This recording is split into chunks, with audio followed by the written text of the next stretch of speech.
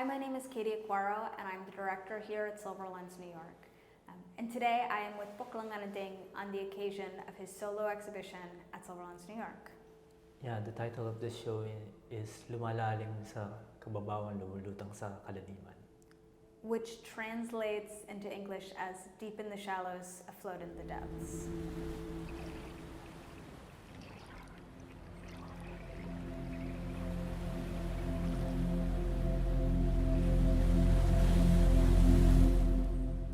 I would love to hear a little bit about what we're looking at today in the gallery, which includes this incredible sculpture and the video component behind. Yeah, basically the sculpture behind us is made out of fishing net, recovered fishing net, that is shaped to a coral-like branches of corals, and behind it is the process of how it was being recovered under the sea. Recovered fishing net. So when I look up close, I can see kind of this mesh that also has these natural materials that have latched onto it through the course of time, and then this incredible branching, which is hand fashioned from the net material itself. Yeah, it's a recovered fishing net. It's a project that I've been doing. It's an ongoing project that I've been doing right now in Lubi. And where is Lubi? Lubi is in a south region of Philippines in Davao de Oro. It's an island, it's Copiat Island. And so it's an invitation to do a project outdoor using found materials that you can resource around the island. So basically, I found this ghost net when I was exploring the water. So it started when I was like just picking up some like my small debris of water packaging under the water, like things that I could hold on my hand, and as long as I'm safe underneath. So, and then I didn't realize I was like almost at the end of the island, where I underneath I was crossing the buoy line, the buoya, and realizing this, seeing this the background, the dangling fishing net around like 15 feet below, and so I follow up, going up, and until I reach the surface. It's like the whole stretch of the buoy line is fenced with this fishing net, and yeah, that's how I found it. And then when I have my another breath hold going back to under the water, and I follow the line, and it's actually entangled to the whole stretch of the coral reefs. It damaged the whole line with this like century-old corals, as they say. Okay, so you're in the water in the Davao Gulf, and you're just free diving and recovering trash, and you look down and you see this net. How long is the net? Yeah, when I surveyed the place in the net, it seems like it's goes along with the buoya, the buoy line, around I computed it like around 361 meters or 400 yards approximately. So why was it so long? Yeah, normally ghost net are used for fishing net, right? Catching fish, but in this case, the fishing net is used for fencing the perimeter of the island or the shore, so that the marine debris will not go inside the resort, and it will help it like make it like clean, have like a pristine water for the guests and for the community. So it's meant to keep the beach clean. It runs the entire length of the coast, and you say ghost net, meaning abandoned. Yeah. It's okay. It's a term that they use for ghost net, probably because a lot of marine life are like being trapped and killed by that net that's stuck for we don't know for how long. So basically, that one I call it ghost net because it's actually killed all the ecosystem behind below the water. It's suffocating the coral. Exactly. Yeah. So this net, which was supposed to solve the problem of keeping the coast clean becomes part of the very problem it becomes supposed a part to solve. of the problem, right? So when I saw it, I was disheartened, dejected from what I've seen, and I informed the organizer of the residency and to maybe prioritize the recovery of the net so it won't add more damage to the coral reefs. So I requested for volunteer divers to help out. We happen to have like a friend, the Gold divers, Davao Gold divers, led by Inigo Taujo, who's also doing like rehabilitation around the island. This is actually not a new thing for them. This has been happening in different resorts, and it must community must be informed about using fishing net for fencing. So without them, it's a whole community that helped me. I cannot do it on my own. So we were using oxygen tank. Oh, so you organized the Davao Gulf divers come in, and then it becomes not just a free dive, but like an underwater deep dive to recover this net. Yeah. How far underwater approximately? From the shore, it could be approximately like maybe 50 meters from the shore, and the depth could because I can't remember if it's low tide or high tide, but approximately it's like around 10 meters so really to under 12 meters. The water, yeah. Yeah. I'm so interested to hear about the process of working together to recover this net. The recovering net is really new to me. I don't know anything about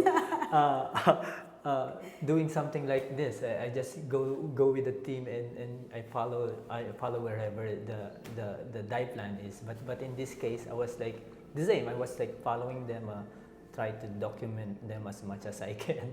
But also I'm also helping with the recovery. But underneath, it's so hard to like communicate.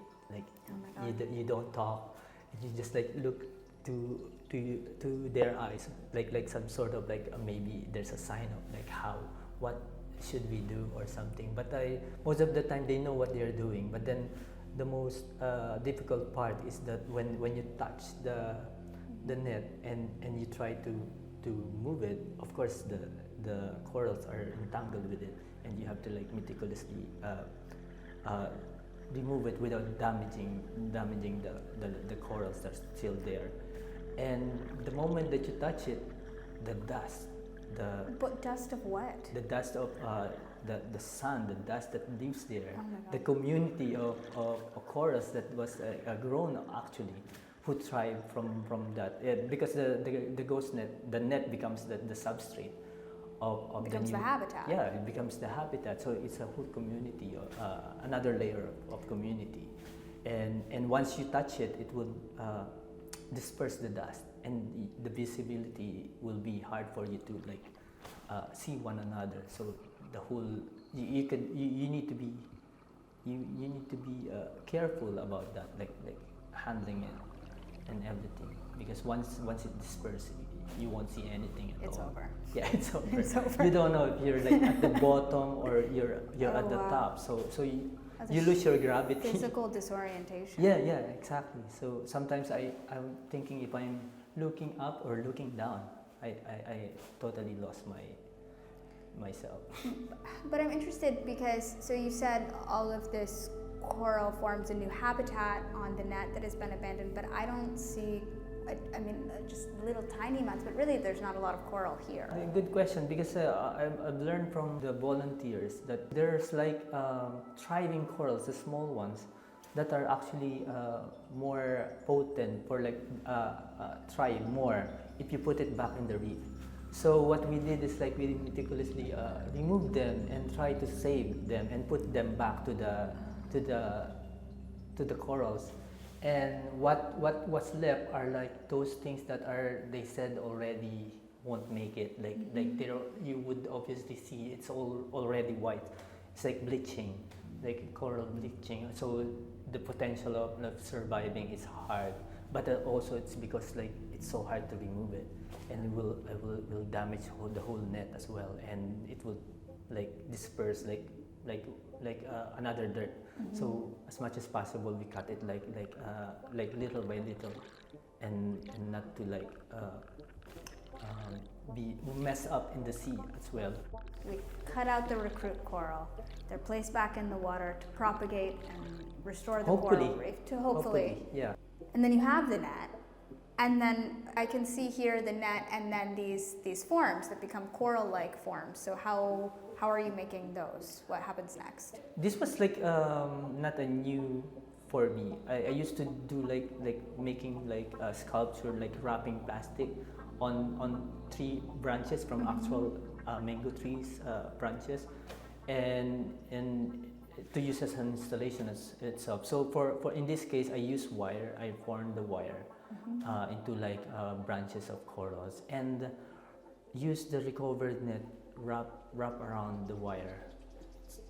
For me, the act of that wrapping, bandaging is like some sort of like imagining the healing process and how it takes time, also how to develop. Of course, doing this sculpture is like much faster, way faster than how the actual coral grows. For example, a particular species, Acropora or staghorn, would grow like 1 centimeter for 3 months, or even longer. It depends on the condition of the water or the environment. So imagining that, like for me, this process is actually painstaking. It's not easy. Forming the wire using pliers, and then using this net with this pound shells. So as much as possible, I don't want to like whatever is there. I'm hoping that it would stay and will be part of it. So, and interesting for this process, I become interested with this word recruit. So the baby corals are called, the super corals, they're called recruits. Yeah, recruit is the term that I've learned from them. It's really interesting term from for the me. divers. Yeah, from the fellow divers. They said that these are more like resilient and could be like better to like good in propagating them, and they grow much faster than where they came from. And that gives the title of the piece. The title of the piece is Recruit Number 2. Yeah, Recruit Number 2. So basically, this is the second batch of that of this project, Recruit, and I'm really fascinated with the term, because I myself become recruited from that idea of how to propagate, become interested in propagating. They propagate the coral. you're the recruit now.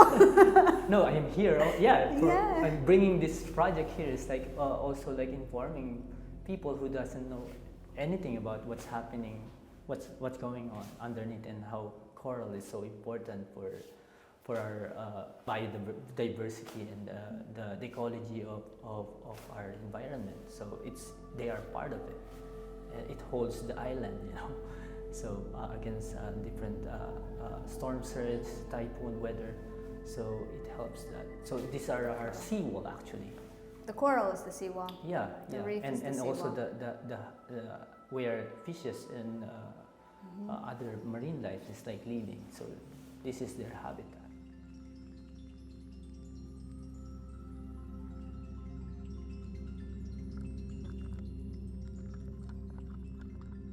Well, thank you, Poklong. And we hope you'll be able to see the show, which is on view May 8th through June 21st, 2025. And join in Lubi for the opening of the Lubi Residency, June 7th, 2025 on Katey Island.